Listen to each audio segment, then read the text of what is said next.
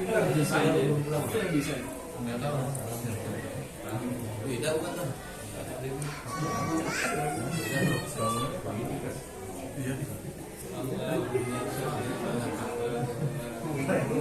Ayo nanti cepat pokoknya keset nih.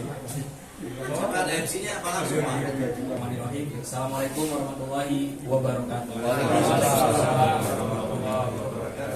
Alhamdulillahirobbilalamin. Wassalatu wassalamu ala asyrofil anbiya'i wal mursalin wa ala alihi washabihi ajmain.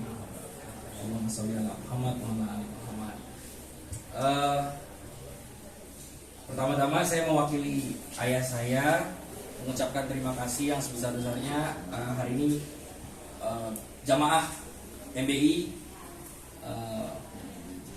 mau mendatangi syukuran dari rumah keluarga kami, keluarga ayah saya Pak Ali Abdullah. Pastinya namanya rumah baru Pak, pasti ada yang kurang-kurang, ada jamuan yang kurang. Saya dari lubuk hati yang terdalam pasti mengucapkan mohon maaf terlebih dahulu mewakili keluarga.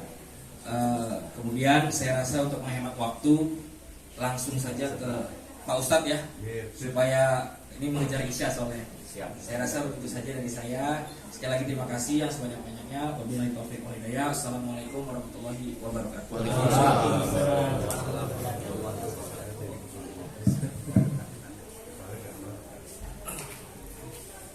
Bismillahirrahmanirrahim. Assalamualaikum warahmatullahi wabarakatuh. Alhamdulillah. Alhamdulillahi adada khalqih wa ridha nafsih wa zinata arshih wa midada kalimatih. Ashhadu an la ilaha illallah wahdahu la sharika lah wa ashhadu anna Muhammadan abduhu wa rasuluhu al-mab'uth rahmatan lil alamin. Allahumma salli wa sallim ala syafi'ina wa habibina Muhammad ibni Abdillah wa ala alihi at-tahirin wa sahabatihi wa man tabi'ahum bi ihsanin ila yaumiddin. Amma ba'd. Akhwatal iman, azanallahu wa iyyakum ajmain. Jamaah MBI yang semoga senantiasa dalam penjagaan perlindungan Allah. Terkhusus sahibul bait yang masya Allah hari ini menghidupkan sunnah dan perintah Nabi, perintah Allah. Wa amma bi ni'mati rabbika fahaddits. Menyebut-nyebut nikmat yang Allah berikan bahwa ini datangnya dari Allah. Masya Allah, la quwwata illa billah. Tausiahnya tidak panjang insya Allah, mengingat memang acara inti adalah makan-makan ya. Nah, saya takut malah acara intinya ceramah ya. Jadi acara intinya adalah makan-makan, ceramah ini hanya pelengkap ya, dan menyempurnakan nikmat Allah pada hari ini. Ya. Masya Allah. Allahu Akbar. Jamaah rahmat Allah. Allah takdirkan, Allah karuniakan pertemuan malam ini sampai di Bandara Soekarno-Hatta jam 2 lewat, sampai di rumah jam 4 kurang lebih di Ampera. Sambil istirahat, siap-siap ke rumah Pak Alimin. Ini mau bahas apa? Akhirnya coret-coret sedikit di handphone. Karena ini temanya tentang rumah. Saya ingin menceritakan satu kisah. Saya ingin mengangkat satu tema tentang rumah yang berkah, bersejarah dalam sejarah Islam. Semua orang iri, kenapa bukan dia pemilik rumah tersebut? Ya Allah. Agar kisah ini menjadi pelajaran bagi kita bagaimana mensyukuri nikmat rumah tempat tinggal yang Allah berikan.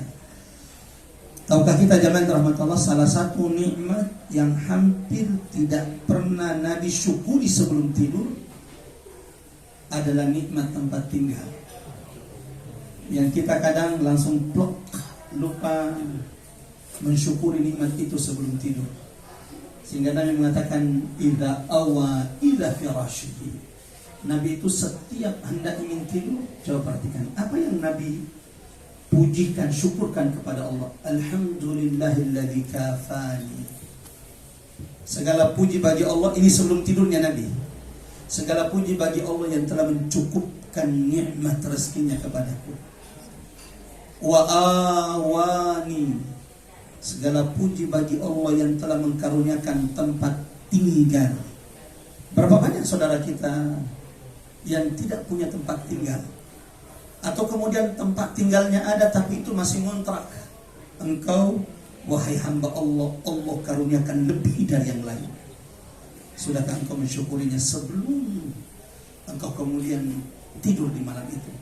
Lalu kemudian kata Nabi, alhamdulillahilladzi at'amani wa saqani. Segala puji bagi Allah yang telah mencukupkan makan dan minum. Selama ini yang sering kita dengar jemaat rahmatullah, kalau sebelum tidur apa yang kita baca? Bismika Allahumma amutu wa ahya, atau Bismika Allahumma ahya wa amut. Itu yang paling sering. Ternyata ada riwayat lain, ada bacaan lain yang dibaca oleh Nabi. Sebelum tidur ada 4 nikmat hampir tidak pernah disyukuri Nabi sebelum tidur. Apa itu? Nikmat dicukupkan rezeki. Yang kedua, nikmat tempat tinggal. Yang ketiga, nikmat dicukupkan makan. Yang keempat, nikmat dicukupkan minumnya. Jamaah rahmatullah, ikhwatal iman, azanallahu wa iyyakum ajmain. 3 tahun pertama dakwah Nabi Muhammad di Mekah, di tengah-tengah Quraisy. Sallu ala Nabi, Allahumma salli wa sallim ala Muhammad wa ala alihi. 3 tahun pertama dakwah Nabi di Quraisy itu diam-diam, sembunyi-sembunyi. Sebagaimana beberapa sahabat kalau ingin sholat itu harus sembunyi-sembunyi. Dhahabu ila syi'ab. Mereka ke balik gunung untuk sholat sembunyi-sembunyi, karena kalau ketahuan mereka akan disiksa seperti yang menimpa Bilal bin Rabah radhiyallahu anhu. Dan Nabi tidak bisa berbuat apa-apa. Sebagaimana keluarga Yasir yang disiksa, suaminya, istrinya, anaknya, Ammar putranya, ibunya Sumayyah, wanita pertama yang mati syahid dalam Islam, yang disuruh murtad, disuruh menghina Nabi, memilih menodai Abu Jahal, walau akhirnya dia dibunuh. Yang sama suaminya, Nabi tidak bisa berbuat apa-apa, hanya melihat mereka disiksa. Tapi Nabi memberikan garansi yang saya kira kita semua menginginkan doa tersebut.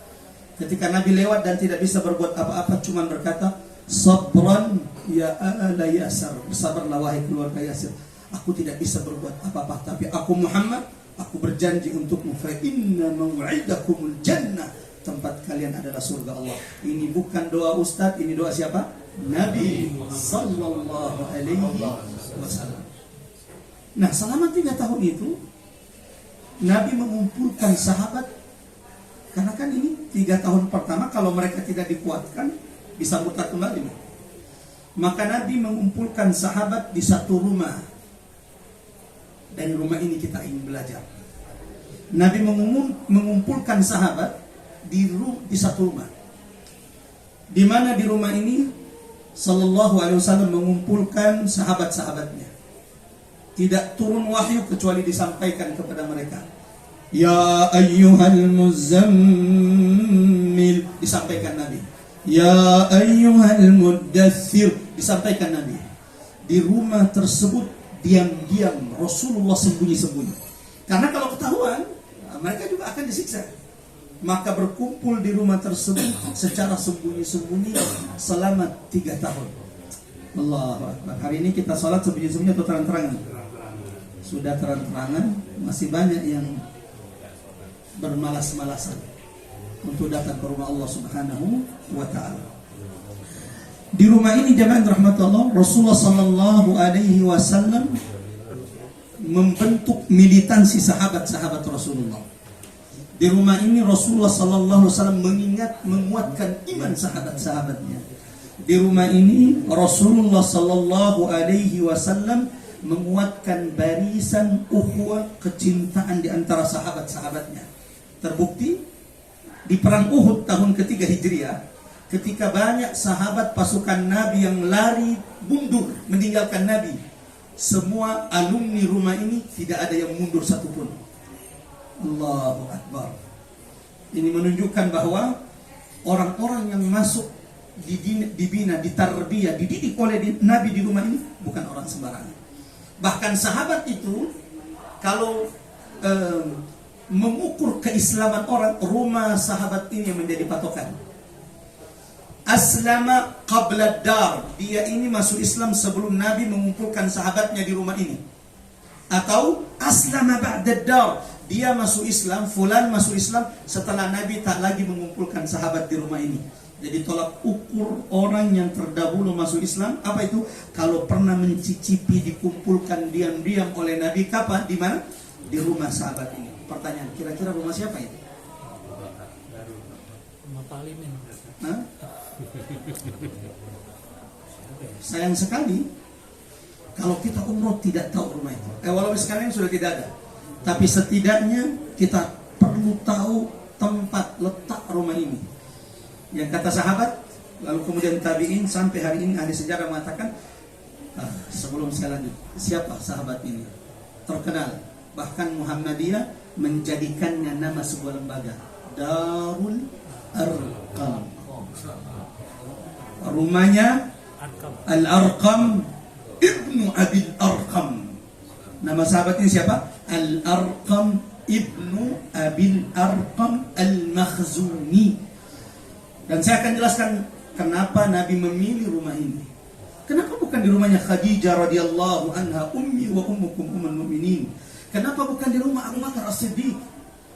Kenapa memilih rumah Al-Arqam Ibnu Abil Arqam yang saat itu ketika dia masuk Islam lalu menjadikan rumahnya base camp, tempat Nabi mengumpulkan, mendidik sahabatnya dengan semua resikonya.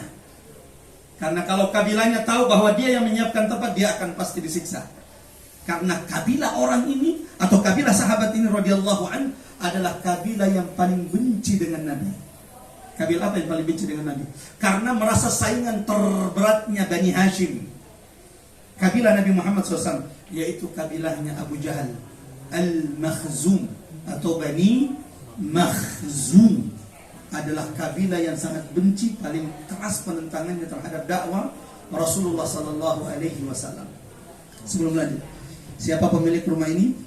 Al-Arqam Ibnu Abil Arqam, yang kemudian dikenal dengan Darul Arqam.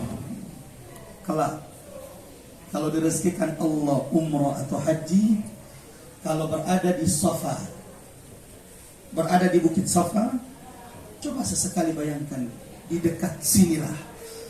Karena ahli sejarah mengatakan bahwa rumahnya Al-Arqam Ibnu Abil Arqam itu persis di dekat Safa. Nah, biasanya kalau kita setelah tawaf lalu kemudian sa'i antara Safa dan Marwah, rumahnya di dekat Bukit Safa. Di sinilah Nabi berapa lama?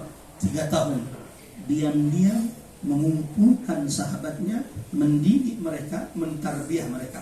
Sebagaimana jemaah rahmat Allah, rumah ini menjadi saksi tentang sahabat-sahabat mulia yang masuk Islam.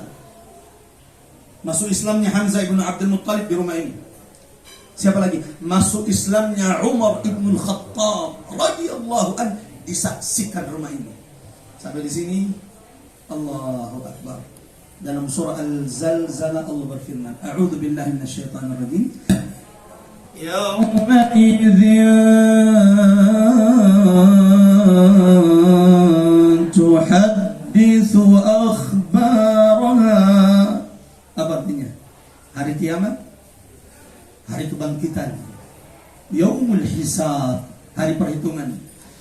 Tuhadditsu akhbaraha, bumi, tanah yang kau injak akan berbicara, menjadi salah satu saksi di hadapan Allah.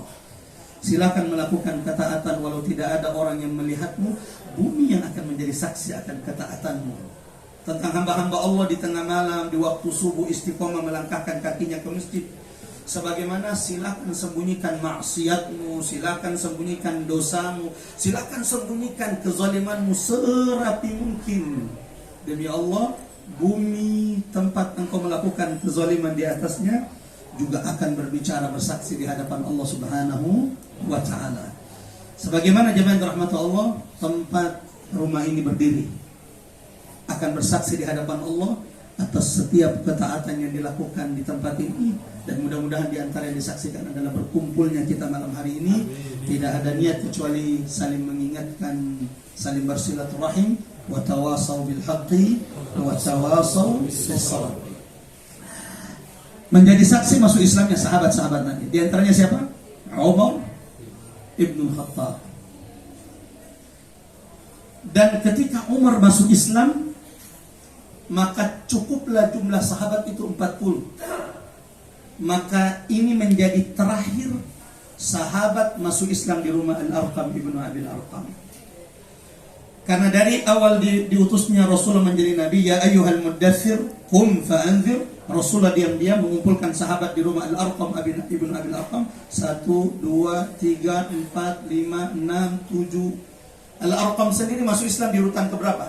Sebagian sahabat mengatakan Al-Arqam ibnu Abil Arqam masuk Islam di urutan ke-7. Nah, kalau kita ada yang bisa hitung dia masuk Islam urutan keberapa? Allahu Akbar. Sudah tidak hitung kalau kita. Dia masih dihitung jari masuk Islamnya. As-sabiqun al-awwalun, yang disanjung oleh Allah di dalam Al-Quran. Ada yang mengatakan bahwa Al-Arqam ibnu Abil Arqam itu masuk Islamnya ke-7. Ada yang mengatakan 10. Ada yang mengatakan di atas 10. Anggaplah di atas 10 juga. Allahu Akbar. Ini masih termasuk yang pertama-tama sekali. Dan tahukah kita yang mengkagetkan adalah masuk Islam di umurnya 16 tahun. Dan di umur 16 tahun ini mengambil resiko besar ketika menjadikan rumahnya sebagai base camp tempat Nabi mengumpulkan sahabatnya. Dari awal masuk sahabat Islam sampai ke berapa? Sampai penutup Umar ibn Khattab yang menggenapkan jumlah sahabat berapa? 40. Yang sebelum Umar masuk Islam, 3 hari sebelumnya Hamzah ibn Abdul Muttalib. Jamaah rahmatullah. Sejenak saya ingin ceritakan bagaimana rumah ini menjadi saksi masuk Islamnya Umar ibn Khattab. Hari itu keluar menghunus pedangnya ingin membunuh Nabi Muhammad SAW. Di jalan menuju ke rumah Al-Arqam ibnu Abil Arqam, karena Umar bin Khattab sudah mendengarkan berita bahwa ternyata Nabi Muhammad diam-diam mengumpulkan sahabatnya di mana? Di Bukit Safa, dekat Safa. Di rumahnya siapa? Di rumah seorang pebuna Bani Makhzum bernama Al-Arqam ibnu Abil Arqam. Maka Umar bin Khattab radhiyallahu an menghunus pedangnya jamaah rahmatullah menuju ke rumah Al-Arqam ibnu Abil Arqam. Di tengah jalan ada sahabat yang melihat lalu berkata, "Ya Umar, kemana anda pergi?" Ingin bertemu Muhammad. Sahabat ini, wah bahaya, Umar sudah menghunus pedang, ini ngeri ini. Maka berusaha mengundurkan waktu. Maka dia berkata, "Umar, bagaimana engkau ingin membunuh Muhammad? Saudarimu sendiri sudah masuk Islam. Bagaimana engkau membunuh Muhammad? Saudarimu Fatimah bintul Khattab sudah duduk masuk Islam." Mendengarkan itu, Umar balik arah. Tadinya ingin ke rumahnya Al-Arqam membunuh Nabi Muhammad supaya selesai perdebatan, rubah balik arah ke rumah adiknya. Namun disinilah hidayah itu datang kepada Umar ibn Khattab radhiyallahu anhu, salah satu dari 2 orang yang paling benci dengan dakwah Nabi. Sehingga Nabi mendoakan, Allahumma izzal Islam bi ahadil umarain, ya Allah kuatkan Islam ini dengan salah satu dari 2 Umar. Kalau tidak bisa dua-duanya masuk Islam, salah satu saja. Siapa 2 orang yang paling benci dengan dakwah Nabi, paling keras memusuhi Nabi? 1 Abu Jahal, yang kedua Umar ibn Khattab. Yang kata orang Quraisy, "Lau aslama khimaru alil Khattab lama aslama Umar." Seandainya keledainya keluarga Khattab bisa masuk Islam, Umar tidak mungkin masuk Islam. Artinya orang tidak pernah membayangkan sebelumnya bahwa Umar itu bisa masuk Islam. Singkat cerita jamaah rahmatullah, datang ke rumah adiknya, ternyata mendengar adiknya sedang baca Quran. Surah apa yang didengarkan? Toha. Ma anzalna 'alaikal Qur'ana litashqa. Surah inilah yang kemudian melembutkan hati Umar bin Khattab. Lalu kemudian dia bertanya, "Di mana saya bertemu Muhammad?" Lalu ditegaskan di rumah Al-Arqam ibnu Abil Arqam.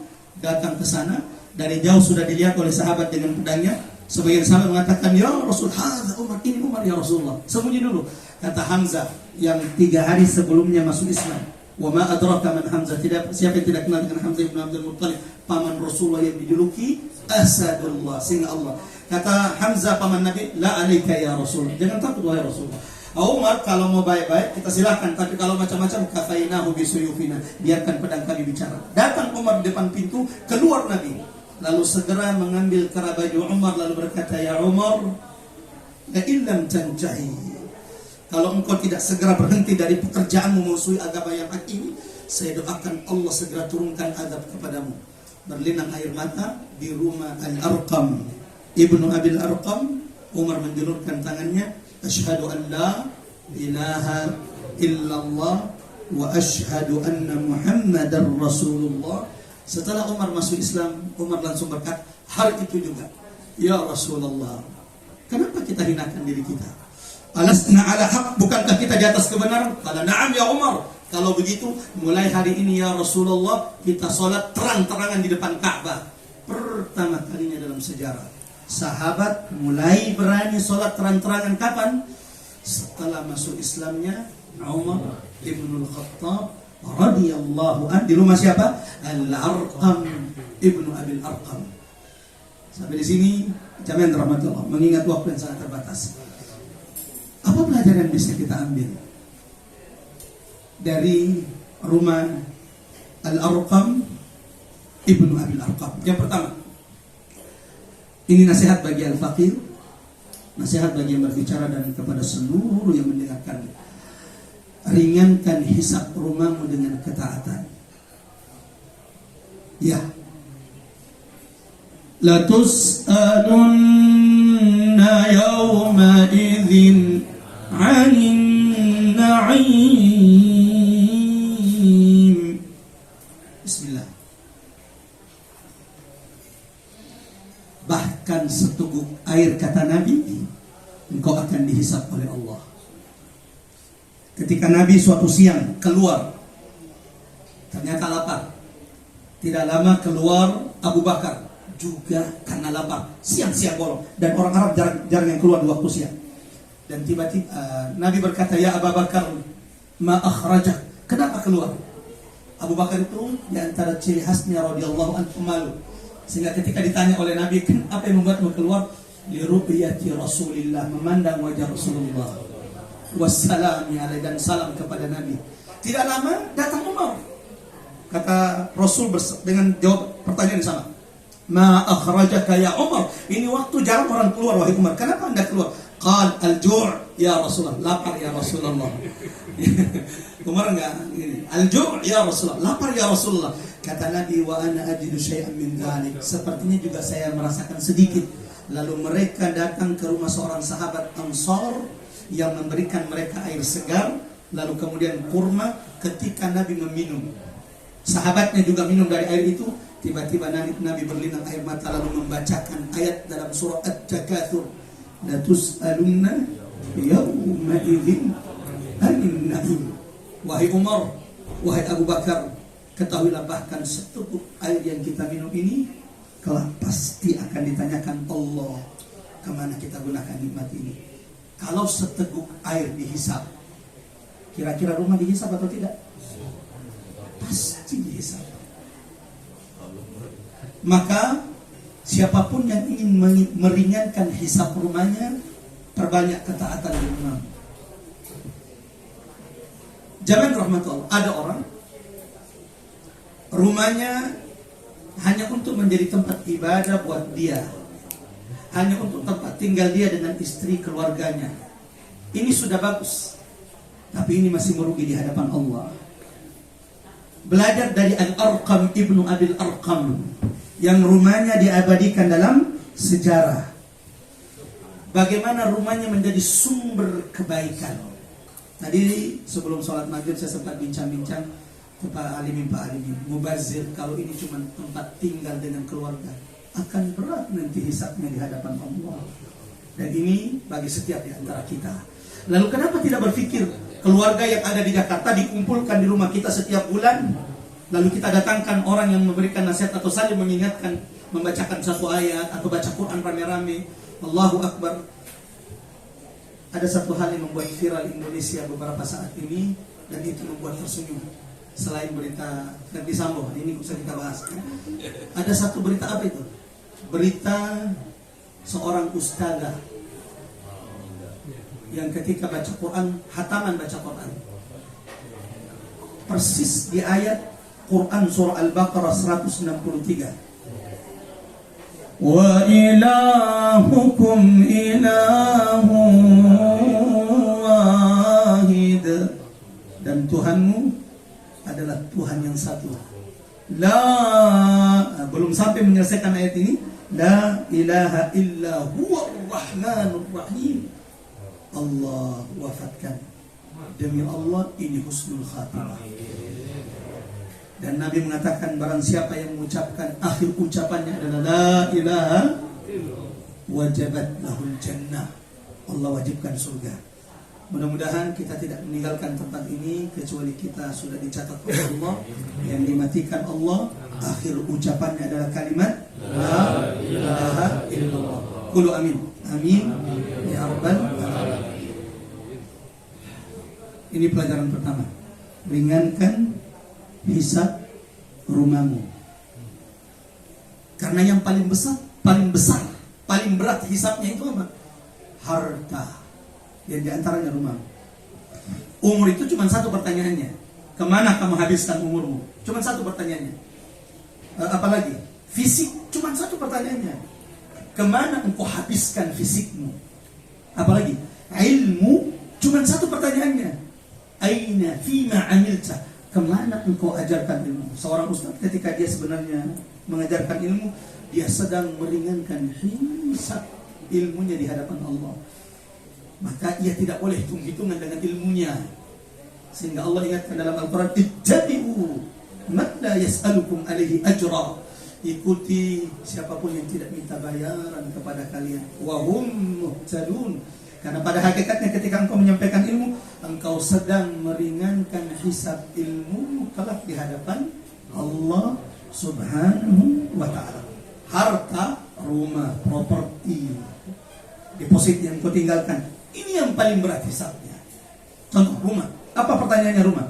Min aina tasabta? Dari mana kamu bangun rumah ini? Jangan-jangan dari korupsi di kantor. Jangan-jangan dari bisnis yang menipu orang lain. Jangan-jangan dari kezaliman. Jangan-jangan karena membantu orang melakukan kesalahan. Lalu engkau dapatkan harta itu, lalu engkau bangun rumahmu. Nah, ini saja kalau sudah di sini sudah bermasalah, udah berat itu. Oke lah, anggap alhamdulillah ternyata rumah kita dibangun dari harta yang bersih. Tunggu dulu, baru selesai hisapnya. Baru satu selesai pertanyaan hisap rumahmu. Yang kedua, untuk apa engkau jadikan tempat tinggalmu rumahmu? Alhamdulillah digunakan untuk ketaatan. Alhamdulillah sekeluarga saling mengingatkan untuk sholat, untuk takut kepada Allah. Dalam surah At-Tur ayat 25-26 Allah berfirman, wa aqbala ba'duhum ala ba'di yatasaalun. Ada orang-orang nanti di akhirat, kata Allah, At-Tur ayat 25-26, ada orang-orang nanti di akhirat dimasukkan Allah ke surga sekeluarga. Bapak, ibu, anak-anak, cucu-cucunya, sekeluarga masuk surga. Amin. Mudah-mudahan semua di sini termasuk. Tapi tunggu dulu, lihat apakah ciri-cirinya engkau ada dalamnya. Apa itu? Wa aqbala ba'duhum 'ala ba'din yatasaalun. Dalil ini, ayat ini menjadi dalil bahwa nanti insyaallah walau kita sudah punya bidadari masing-masing, walau kita punya surga masing-masing, orang yang paling terakhir saja, ini yang paling terakhir. Orang yang paling terakhir masuk surga, enggak ada lagi alumni neraka setelah dia. Ini yang paling terakhir. Kata Nabi, wa inni la a'lam. Dan Nabi tahu siapa orangnya. Untungnya Nabi tidak nyebut nama. Ngeri-ngeri juga kalau Nabi nyebut nama kita.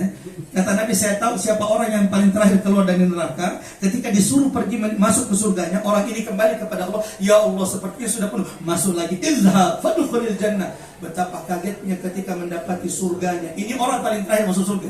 Seperti apa maksudnya? Ma bainas samai wal ardh. Luasnya antara langit dan bumi. Ini paling terakhir. Lalu dia berkata, ya Rabb, atastahzi'u bi? Apakah engkau bercanda kepada hamba ini sementara engkau yang paling mulia, engkau yang maha adil? Kata Allah, ya abdi, masih ada 9 yang lain selain ini. Padahal paling terakhir masuk surga. Ustaz, gimana? Udah, enggak usah dipikir. Pikirkan bagaimana caranya masuk surga. Nah, jemaah teman-teman, ayat ini menjadi dalil nanti insya Allah seperti kita dipertemukan Allah di dunia, kita bisa berkumpul kelak di surga. Lalu kata Allah, yatasaalun, penghuni surga akan saling bertanya, apa rahasianya Bapak masuk surga sekeluarga? ternyata semua menjawab rahasianya sama. Tipsnya, caranya sama. Apa itu? Inna kunna qablu fi ahlina musyrikin. Karena dulu di rumah mereka, di dunia, di tempat tinggal mereka, mereka saling mengingatkan untuk takut kepada Allah dan azab Allah Subhanahu wa taala. Mudah-mudahan rumah ini dan rumah-rumah kita semuanya menjadi tempat kita saling mengingatkan untuk takut kepada Allah. Amin ya rabbal alamin. Sudah cukup ya? Dua pelajaran kalau dari rumah Al-Arqam ibn Abil Arqam. Satu, ringankan hisab rumahmu. Caranya bagaimana? Perbanyak ketaatan. Sering-sering kumpulkan keluarga di rumah, lalu kemudian panggil ustaz untuk ceramah, supaya kelak rumahmu menjadi saksi atas ketaatan ini di hadapan Allah Subhanahu wa taala. Kedua, jemaah rahmati Allah, ikhwatal iman azallahu wa iyyakum ajmain. Keutamaan rumah yang diterangi dengan Quran. Bukankah rumah Al-Arqam ibnu Abil Arqam tempat Nabi mengajarkan Quran kepada sahabat? Banyak. Lalu lihat bagaimana rumah ini diabadikan dalam sejarah Islam. Bagaimana rumah ini dimuliakan oleh Allah. Maka siapapun yang ingin Allah berkahi rumahnya, karena Quran adalah sumber keberkahan. Kitabun anzalnahu ilaika mubarak. Quran adalah kitab yang kami turunkan kepada Muhammad penuh dengan keberkahan. Jemaah rahmatullah, ingin tahu umurmu yang paling berkah? Umurmu bersama Quran. Ingin tahu jabatanmu yang paling berkah? Jabatanmu bersama Al-Quran. Ingin tahu hartamu yang paling berkah? Adalah hartamu yang berkaitan dengan Al-Quran. Karena tidak ada sesuatu yang melekat dengan Quran kecuali akan mendapatkan kemuliaan dan keberkahan Quran. Kalau tidak percaya kita cek. Bulan yang paling mulia bulan apa? Sebabnya kenapa? Turun di dalamnya Quran. Syahrul Ramadan alladzi unzila fihi Al-Quran. Negeri yang paling berkah dari semua negeri yang Allah ciptakan, Makkah. Sebabnya wahadzal baladil amin, dipilih oleh Allah diturunkan Al-Quran. Malam yang paling mulia dari semua malam. Kenapa sebabnya? Inna anzalnahu fi lailatul qadar. Yang kita takutkan kalau rumah kita tidak pernah diterangi Quran, punya jabatan pengaruh, tidak pernah digunakan untuk memberikan, untuk berbuat untuk Quran, punya ilmu yang diakui tapi sayangnya tidak pernah digunakan untuk meraih keberkahan Quran. Harta juga Allah cukupkan tapi tidak pernah bersinggungan dengan Al-Quran. Mudah-mudahan insyaAllah doa kedua rumah ini juga Allah terangi dengan Quran. Allahumma amin ya rabbal alamin.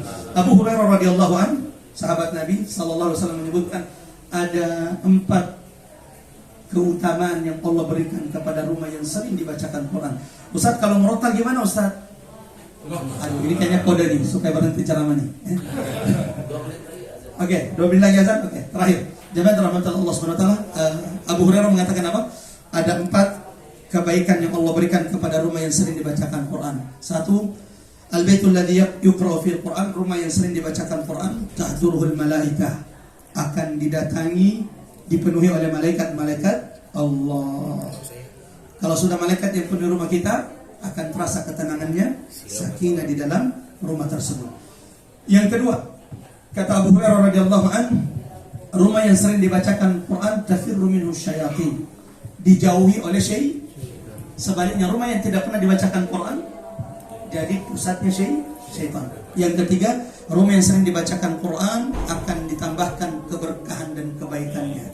Mudah-mudahan Allah mampukan kita senantiasa memperbanyak bacaan Quran di rumah-rumah kita. Amin ya rabbal alamin. Wa sallallahu ala Muhammad wa ala ali Muhammad. Subhana rabbika rabbil izzati amma yasifun wa salamun alal mursalin walhamdulillahi rabbil alamin. Wassalamualaikum warahmatullahi wabarakatuh.